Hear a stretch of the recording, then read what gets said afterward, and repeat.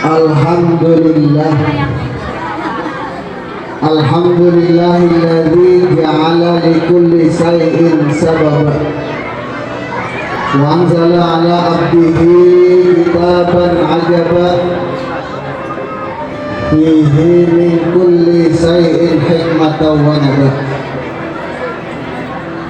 Wassalatu wassalamu ala sayyidina Muhammadin afdalir rasuli wa akhlil anam. Amma ba'du, yaqulu Allah ta'ala fi muhkam kitabih, inni tawakkaltu 'ala Allah rabbi wa rabbukum ma min dabbatin illa huwa akhidhun bi nasiyatiha inna rabbi 'ala siratin mustaqim. Shadaqallahu nazim. Yang sama-sama kita hormati DKM Musholah Istiqomah Bapak Abdul Latif, sahabat saya dari Sunanul Huda, Ustadz Malik Rahman. Ada abang saya juga, Bang Cablak, belum pernah ketemu di Pens Radio. Teruntuk yang saya hormati dan saya muliakan Bapak Haji Sarif Hidayatullah dan seluruh jamaah, bapak-bapak, ibu-ibu, adik-adik, pemuda dan pemudi yang senantiasa dirahmati oleh Allah Subhanahu wa Ta'ala. Puji dan syukur marilah sama-sama senantiasa kita panjatkan kehadirat Allah Subhanahu wa Ta'ala atas segala karunia dan rahmatnya yang Allah Ta'ala masih berikan kepada kita, sehingga dengan izin Allah kita diberikan kesehatan untuk melangkahkan kaki kita ke tempat ini dalam rangka memperingati dilahirkannya dan diproklamirkannya Nabi akhir zaman, baginda Nabi besar Muhammad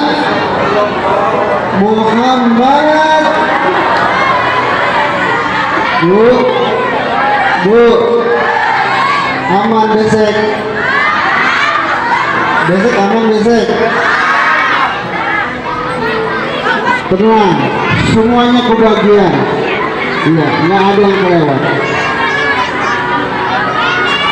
Salawat dan salam tak lupa kita haturkan kepada junjungan baginda Nabi besar Muhammad Sallallahu Alaihi Wasallam. Kalau kita kembali kepada sejarah situasi menjelang dilahirkannya dan diproklamirkannya Nabi akhir zaman, situasi dunia seluruhnya dalam kondisi kekacauan dalam segala sektor kehidupan. Kita bisa lihat, Bu, sehat, insya Allah keluarga semua tenang, rezeki udah diatur sama Allah, ya. Adik-adik tenang, bisa tenang. Lanjut nggak nih? Ayo kita tenang, ya, kita tenang supaya kita mendapat syafaat dari baginda Rasulullah. A'udzu billahi minasyaitonir rajim. Bismillahirrahmanirrahim. Laqad manallahu idh ba'atsa fihim rasulan min anfusihim al-ayat. Wa qala Nabi sallallahu alaihi wasallam, a'udzu billahi minasyaitonir rajim. Bismillahirrahmanirrahim. Laqad manallahu idh ba'atsa fihim rasulan min anfusihim al-ayat. Wa qala Nabi sallallahu. Belum lama ya, ada bapak-bapak sama ibunya itu di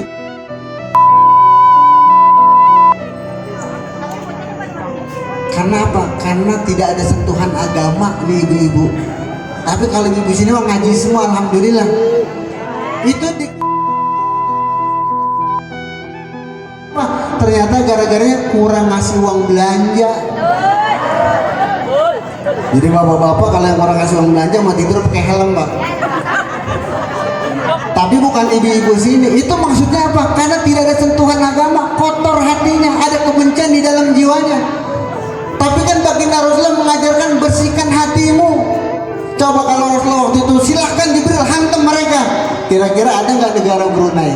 Kira-kira ada nggak Indonesia? Nggak ada. Karena dengan kesabaran Rasulullah, dengan akhlakul karimah, itu agama Islam yang tadinya di Mekah 13 tahun menyebarkan akidah, itu dimusuhi sampai lari ke Madinah, tapi beliau sabar. Dengan kesabaran dan akhlak dan kebersihan hatinya, sampailah baginda Rasulullah ke Andalusia, menyebarkan seluruh sahabat-sahabatnya ke Andalusia, Cordova, Turki, sampailah ke Asia dan Indonesia. Kenapa? Karena kebersihan hatinya dan keluhuran akhlak baginda Rasulullah sallallahu alaihi wasallam. Makanya beliau Rasul luar biasa. Dulu ibu-ibu itu, zaman dulu, kalau suaminya meninggal, ibu bisa diwariskan ke siapa? Ke anaknya.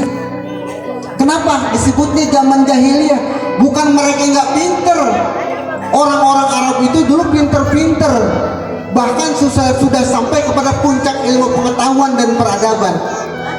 Tapi karena mereka kurang sentuhan agama, hatinya kotor, hatinya penuh kebencian, maka di dunia Arab dulu ada suku Aus dan Khazraj, mereka saling bunuh-membunuh. Mereka orang pintar tapi miskin agama. Ada dua suku yang dari zaman dulu itu nggak pernah akur, suku Aus dan suku Khazraj. Siapa yang bisa mempersatukan? Baginda Rasulullah sallallahu alaihi wasallam. Coba mulai saat ini kita ikuti baginda Rasulullah SAW dalam keluarga kita. Karena nih Pak, Bu, ngeri sekali sekarang anak-anak kita ini, generasi sekarang ya, banyak kemaksiatan, kriminalitas yang dilakukan oleh anak-anak yang masih pada kecil. Karena apa? Karena handphone. Jadi ibu-ibu kalau lagi repot jangan mentang-mentang lagi repot anak dikasih handphone, jangan Bu. Ini udah banyak. Kemarin waktu saya isi ceramah di Bekasi, itu anak SD sama anak SD. Belum lama anak SD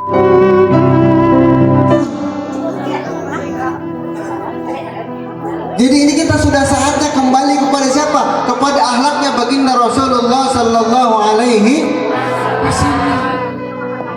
Kita ini udah miskin teladan. Kita udah nggak bisa lagi belajar dari pejabat, apalagi pejabat. Udah nggak bisa kita jadikan contoh. Pejabat disumpah untuk menjalankan amanat rakyat, untuk membantu masyarakat yang susah. Tapi yang kita lihat mereka senang-senang di atas kesusahan masyarakat. Kenapa? Karena pejabatnya jauh dari agama. Mereka udah sibuk udah dengan urusannya masing-masing. Kita ini kalau bisa dibilang kita kayak udah nggak punya pemerintah. Kenapa? Cari makan sendiri, ngurusin kesehatan sendiri. Kenapa? Karena mereka sudah sibuk dengan urusannya masing-masing. Karena mereka tidak mencontoh baginda Rasulullah sallallahu alaihi wasallam. Oleh karena itu di bulan Maulid ini kita ikutin yuk akhlaknya baginda Rasulullah SAW. Salah satunya kalau kita cinta kepada Rasulullah harus banyak baca sholawat. Sallallahu ala Muhammad sallallahu alaihi wasallam. Sallallahu ala Muhammad sallallahu alaihi wasallam. Ya Nabi salam alaika. Dimuliakan, dibedah dadanya, diisi oleh hikmah dan ilmu oleh Allah Subhanahu. Masyaallah muslimin wal muslimat rahimakumullah. Oleh karena itu, kalau kita mau sukses dunia, sukses akhirat, ikuti siapa? Baginda Nabi besar Muhammad sallallahu alaihi wasallam. Apa yang perlu kita contoh dari baginda Rasul? Yang perlu kita contoh adalah ibadahnya. Apa Bu? Ibadahnya. Baginda Rasulullah SAW itu orang yang paling bersih hatinya, yang paling bagus akhlaknya, bahkan dijamin masuk ke dalam surga karena Rasulullah itu terlindung dari dosa, maksumun billah. Tapi walaupun Rasulullah bersih hatinya, dijamin masuk ke dalam surga, tapi dalam riwayat beliau kalau beribadah sepanjang malam kakinya sampai bengkak.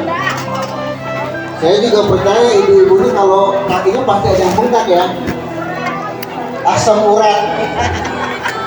Tapi baginda Rasulullah SAW, beliau yang sudah dijamin surganya, yang sudah dijamin kemuliaannya, dan pasti masuk ke dalam surga, ibadahnya sungguh luar biasa, kakinya sampai bengkak. Dan yang perlu kita contoh selain ibadah dari baginda Rasulullah SAW, yang kedua adalah akhlaknya, kesabarannya. Dalam riwayat baginda Rasulullah SAW, ketika beliau berdakwah di Taif, itu bukan sambutan yang beliau dapatkan.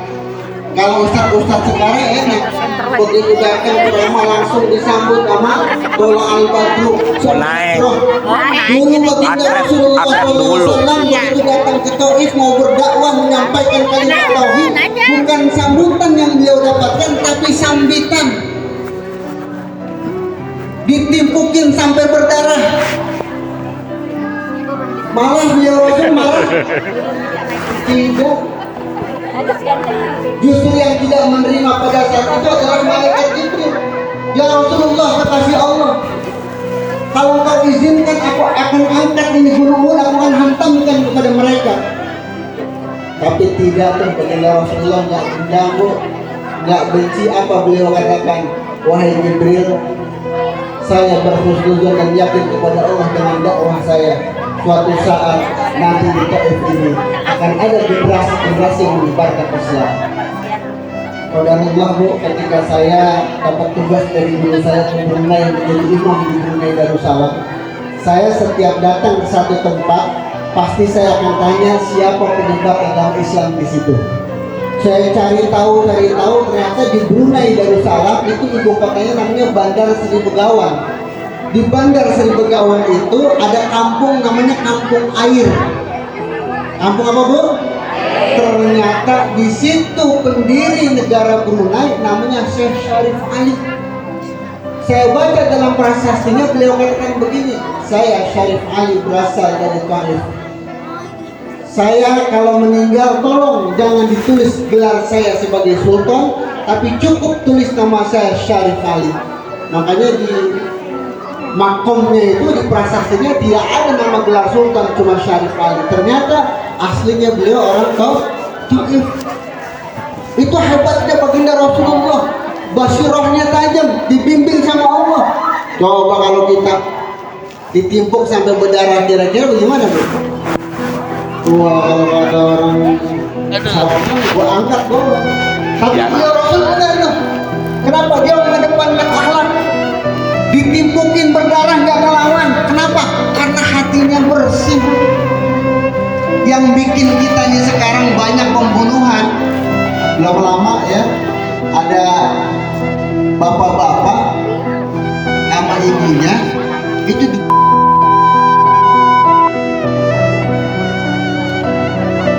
kenapa? Karena tidak ada sentuhan agama nih ibu-ibu. Tapi kalau ibu di sini mau ngaji semua, alhamdulillah. Istrinya sampai mati gara-garanya apa? Ternyata gara-garanya kurang ngasih uang belanja. Jadi bapak-bapak kalau yang kurang ngasih uang belanja mau ditutup pakai helm Pak. Tapi bukan ibu-ibu sini. Itu maksudnya apa? Karena tidak ada sentuhan agama, kotor hatinya, ada kebencian di dalam jiwanya. Tapi kan baginda Rasulullah mengajarkan bersihkan hatimu. Coba kalau Rasulullah waktu itu silahkan Jibril hantam mereka. Kira-kira ada nggak negara Brunei? Kira-kira ada nggak Indonesia? Nggak ada. Karena dengan kesabaran Rasulullah, dengan yaitu agama Islam yang tadinya di Mekah 13 tahun menyebarkan akidah, itu dimusuhi sampai lari ke Madinah, tapi beliau sabar. Dengan kesabaran dan akhlak dan kebersihan hatinya, sampailah baginda Rasulullah ke Andalusia, menyebarkan seluruh sahabat-sahabatnya ke Andalusia, Cordova, Turki, sampailah ke Asia dan Indonesia. Kenapa? Karena kebersihan hatinya dan keluhuran akhlak baginda Rasulullah Sallallahu Alaihi Wasallam. Makanya beliau Rasul luar biasa. Dulu ibu-ibu itu, zaman dulu, kalau suaminya meninggal, ibu bisa diwariskan ke siapa? Ke anaknya. Kenapa? Disebutnya zaman jahiliyah. Bukan mereka nggak pinter. Orang-orang Arab itu dulu pinter-pinter. Bahkan sudah sampai kepada puncak ilmu pengetahuan dan peradaban. Tapi karena mereka kurang sentuhan agama, hatinya kotor, hatinya penuh kebencian, maka di dunia Arab dulu ada suku Aus dan Khazraj, mereka saling bunuh-membunuh. Mereka orang pintar tapi miskin agama. Ada dua suku yang dari zaman dulu itu nggak pernah akur, suku Aus dan suku Khazraj. Siapa yang bisa mempersatukan? Baginda Rasulullah Sallallahu Alaihi Wasallam. Coba mulai saat ini kita ikuti baginda Rasulullah SAW dalam keluarga kita. Karena nih Pak Bu, ngeri sekali sekarang anak-anak kita ini, generasi sekarang ya, banyak kemaksiatan, kriminalitas yang dilakukan oleh anak-anak yang masih pada kecil. Karena apa? Karena handphone. Jadi ibu-ibu kalau lagi repot jangan mentang-mentang lagi repot anak dikasih handphone, jangan Bu. Ini udah banyak. Kemarin waktu saya isi ceramah di Bekasi, itu anak SD sama anak SD bunuh-bunuhan. Belum lama anak SD diperkosa sama anak umur 40 tahun. Jadi ini kita sudah saatnya kembali kepada siapa? Kepada akhlaknya baginda Rasulullah Sallallahu Alaihi Wasallam. Kita ini udah miskin teladan. Kita udah gak bisa lagi belajar dari pejabat, apalagi pejabat udah gak bisa kita jadikan contoh. Pejabat disumpah untuk menjalankan amanat rakyat, untuk membantu masyarakat yang susah. Tapi yang kita lihat mereka senang-senang di atas kesusahan masyarakat. Kenapa? Karena pejabatnya jauh dari agama. Mereka udah sibuk dengan urusannya masing-masing. Kita ini kalau bisa dibilang kita kayak udah gak punya pemerintah. Kenapa? Cari makan sendiri, ngurusin kesehatan sendiri. Kenapa? Karena mereka sudah sibuk dengan urusannya masing-masing. Karena mereka tidak mencontoh baginda Rasulullah Sallallahu Alaihi Wasallam. Oleh karena itu di bulan Maulid ini kita ikutin yuk akhlaknya baginda Rasulullah SAW. Salah satunya kalau kita cinta kepada Rasulullah harus banyak baca sholawat. Sallallahu ala Muhammad sallallahu alaihi wasallam. Sallallahu ala Muhammad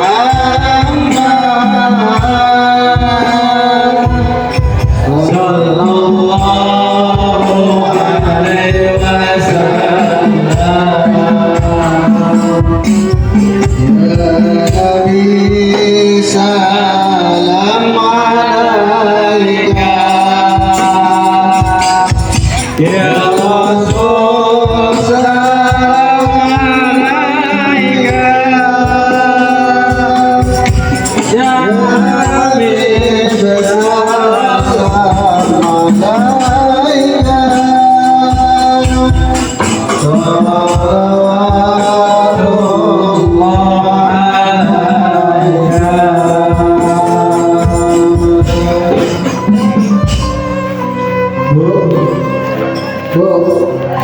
ikutin baginda Rasulullah Sallallahu Alaihi. Orang kalau kenal dengan baginda Rasulullah Sallallahu Alaihi Wasallam, dia memahami Nur Muhammad baginda Nabi besar Muhammad Sallallahu Alaihi Wasallam akan melahirkan 4 hal. Yang pertama, kalau kita ngaku pecinta Rasulullah. Ibu kenal Rasulullah? Kenal Rasulullah? Yang disebut sama ibu-ibu. empat hal yang dilahirkan oleh Allah Subhanahu baginda Rasul. Yang pertama Dibongkar ramai. Rasulullah. Nggak konsen. Yang pertama dijaga lisannya. Jaga apa, Bu? Jaga lisannya.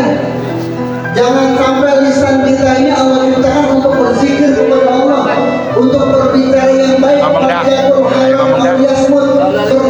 yang baik. Kalau nggak bisa mendingan diam. Sebab kalimat yang menyakitkan orang lain itu juga menjadi penyebab hidup kita menjadi susah. Rezeki mau datang, balik lagi.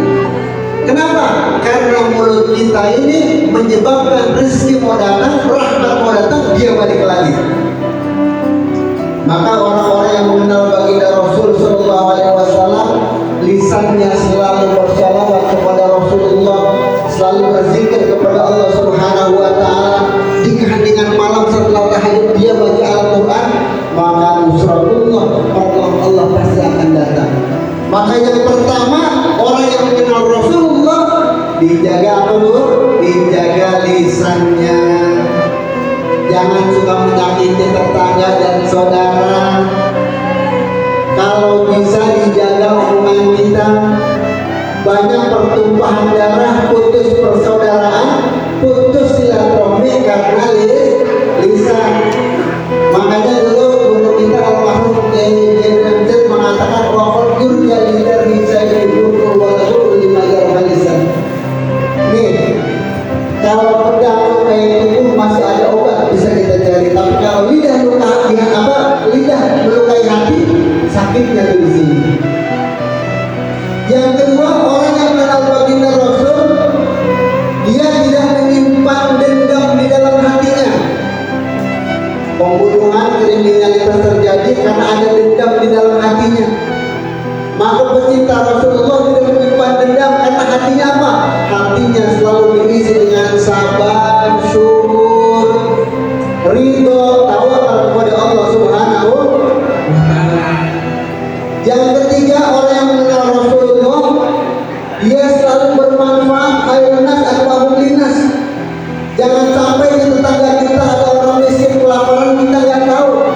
Kalau perlu kita tinggal di satu kampung, mesti tahu siapa yang paling kaya, siapa yang paling miskin.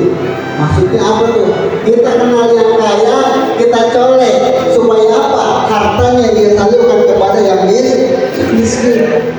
Belum lama di Depok di Cineru ada suami istri kebetulan meninggal karena kecelakaan. Jadi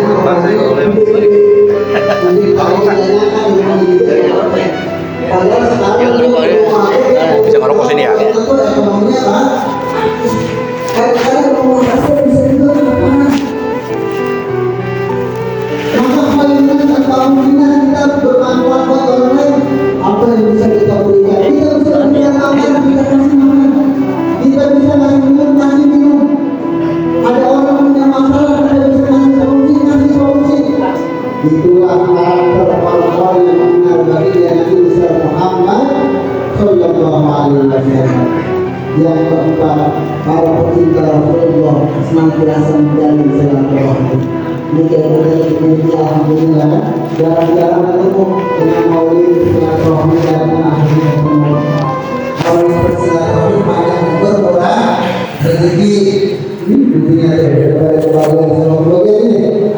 Kebahagiaan semuanya, alhamdulillah. Yang belum nanti namanya panitia. Bu, Tabita, nama itunya capek saya apa? bersama guru saya yang bisa Hidayatullah. Saya cukupkan apa yang bisa sampaikan, mudah-mudahan bermanfaat dan mudah-mudahan saya doakan semuanya dimudahkan segalanya, rezekinya berkah berlimpah, dan semoga Allah datang ke ibadah masuk di Mekah dan Madinah untuk melaksanakan ibadah haji dan ibadah umrah. Di sini banyak Guru kita Istri banyak nggak? Istri banyak.